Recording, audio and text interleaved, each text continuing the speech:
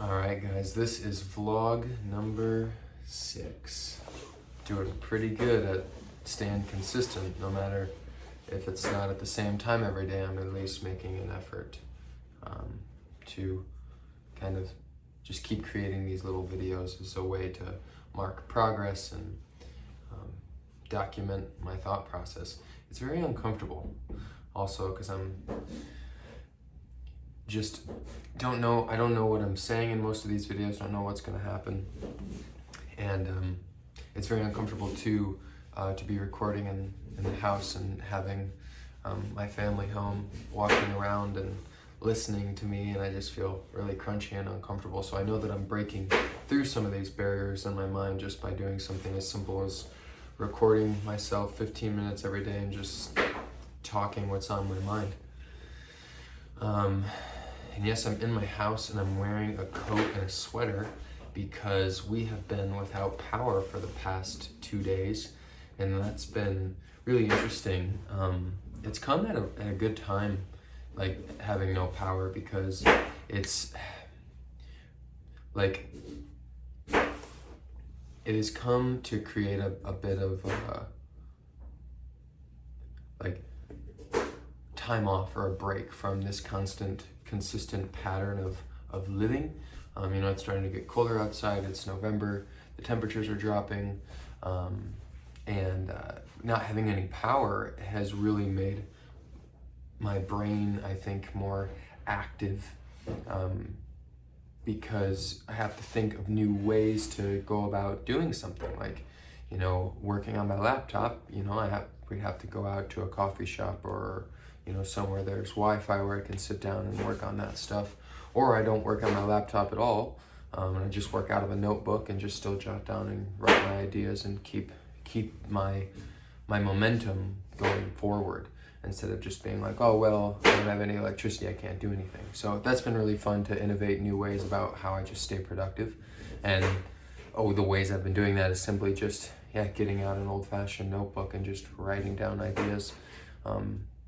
That way it's like, I might have to re-upload and re-record all of my notes, but it's still making me stay on sort of a task, New ways we have to find to entertain ourselves as well when there's that time when we do have that time to relax, to just do nothing. Reading a book these past couple of days. Actually, have I read a book? No, I haven't been really reading these past couple of days. We just bought the game Scrabble, so we've been lighting a lot of candles at night, and we've been having a couple fires as well, and that's just been really fun. It's very homey and it just feels like you're camping. I took a hot shower and a hot bath yesterday in the same day, just to stay warm. So that's been a fun way to sort of de-stress as well. I noticed that I tend to get really hungry when it's cold. I don't know if that's just my body wanting to just, metabolize stuff, and it just kind of warms it up. But definitely more hungry now that it's just cold in the house. What else I want to talk about?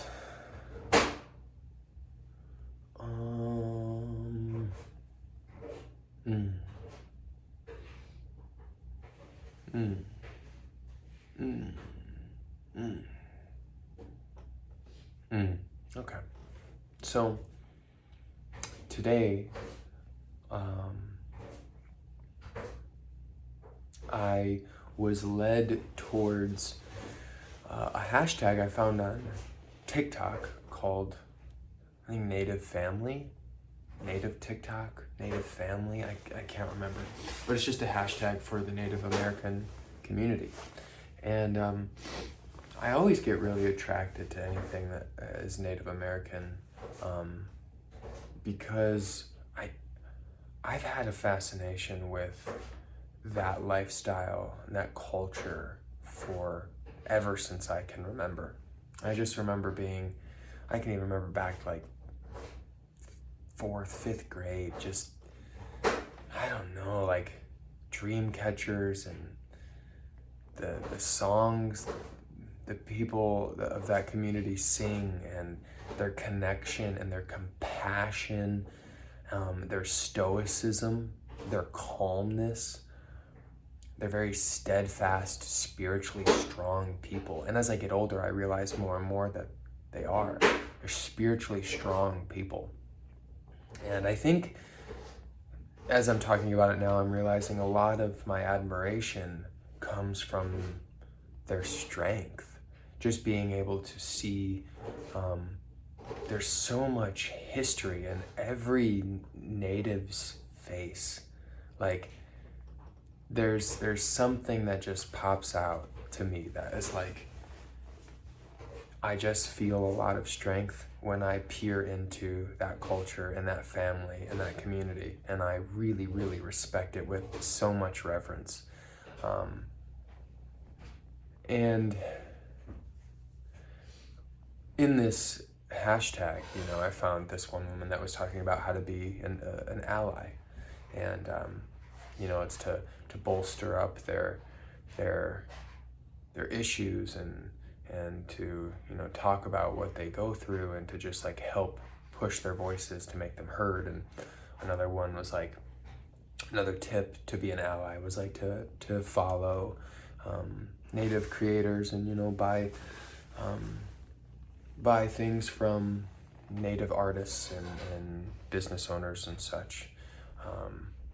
And then another one was noticing the stolen land that America is on. And it just led me down this entire train of thought of, a bit of guilt, this bit of shame that I felt, and I realized that it is, even if I was not there, even if I personally, Troy, was not there stealing the land and stealing the ways and causing trauma towards a group of people, I still can feel it, and I don't know where it comes from. I don't have a lot of native blood, but I do feel like there's some sort of connection in my DNA somewhere, that makes me feel so compassionate and so empathetic towards that culture, more than any other culture, more than any other group of people. And it's been that way forever. And that doesn't mean that you have to have it in your DNA, or you have to have some percentage of Native American to be compassionate for these people. That's not what I'm saying, but I've always wanted to know why I'm so, you see that? The fucking house is freezing. I've always wanted to know why I have been so connected to this culture. And anyway, to go back to the woman on TikTok, and just the hashtag that I saw on TikTok, that November is the Native American Heritage Month. So this is cool that this is coming to me at this time of the year. And that's what it's designed for. It's just to raise awareness.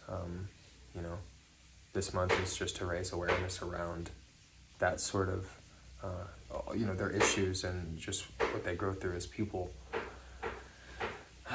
And I just want to know, and I just want to learn more.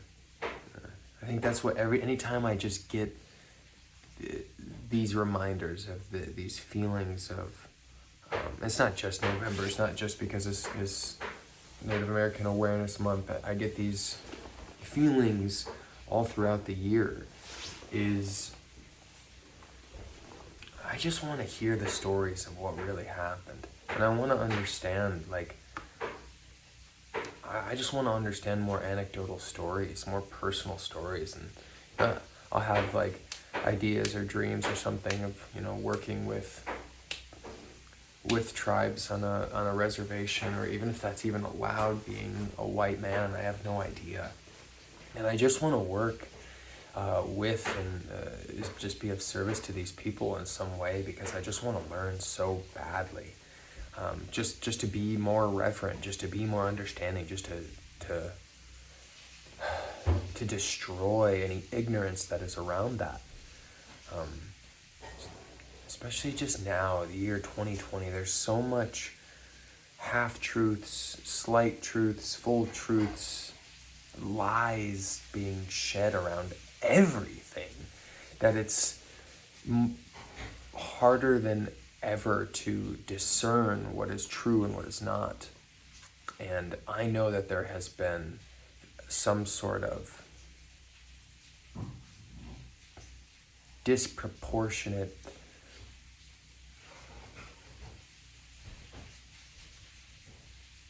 what am I trying to say? I know there has been wronged. The Native American people have been wronged, and I want to understand in what ways, more than just the land being stolen. Like, I want to hear the stories, and I want to understand what that means. Because I don't know.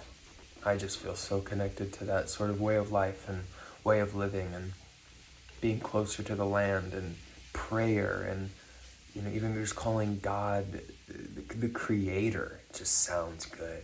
Like,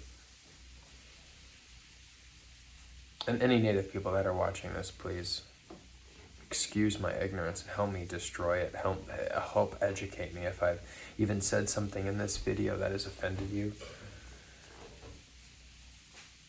I want to learn so badly.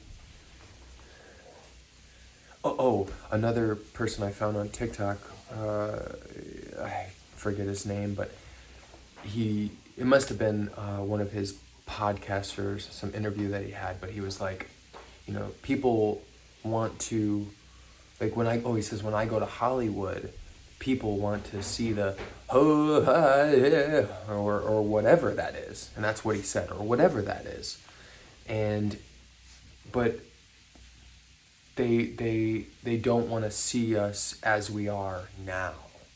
And I thought, wow, that right there, that is what I also want to know. Not only do I want to learn and understand more of the history from people, from stories, because that is how that in that tradition that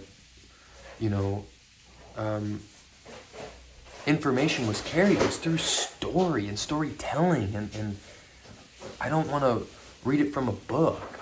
I mean, those are helpful too, so if you have any recommendations, amazing. But I want trusted sources, and I really want the real deal. But not only to that, I want to learn what being Native is like now. Because I know when we hear of the Native American culture, we think of the dancing and the powwows and the chanting, the screaming, and anytime I see stuff like that, I get immediate goosebumps. Like, there's some sort of calling, there's some sort of resonance to that. There's something primordial, so primitive that culture knew, that they embody, that I see and I feel when I watch them, that it just stirs this like, you know exactly what you're doing. You're so connected to your spirit. You're so connected to source.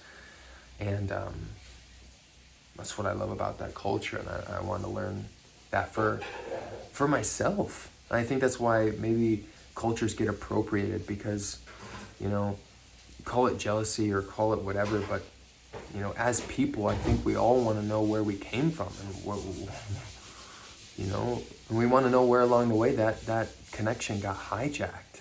And learning more about different cultures, and learning from cultures who feel so connected to that space is so, I just admire that. I honor that. I want that. I want to learn. I want to learn how to be so connected.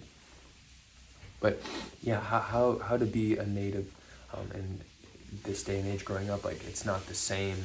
We're not living in tribes anymore. Like, and maybe to this day, there probably still are the reservations and people living on the land like that, but how do you infiltrate that into society? Or are they supposed to be separate? Like, how are you going about living as a Native American man or woman? So much to learn, so little time, but so much time as well. It's been 15 minutes. Bye-bye.